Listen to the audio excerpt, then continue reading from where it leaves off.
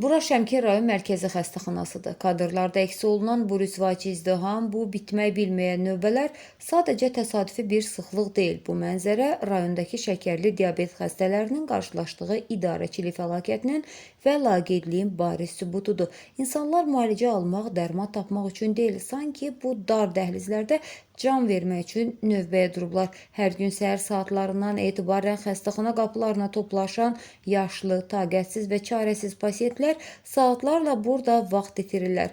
Ən acınacaqlısı isə odur ki, bu insanlara dövlət tərəfindən pulsuz təmin edilməli olan həyati vacib preparatların verilməsi üçün müxtəlif süni bəhanələr uydurulur. Sistem işləmir və ya dərman yoxdur bəhanəsi ilə xəstələr geri qaytarılır. Mövcud vəziyyət isə kütləvi narazılığa yol açır.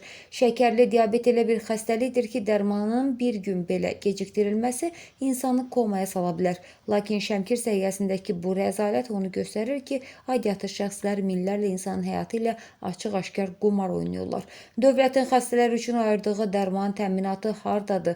Təbib və rəsmi qurumlar Şəmkirdə yaşanan bu insanlıq dramına və qanunsuzluğa nə vaxta qədər göz yumacaq? İslahat adı altında təqdim olunan səhiyyənin real və acınacaqlı mənzərəsi bax budur. Şəmkir rayon xəstəxanasında şəkər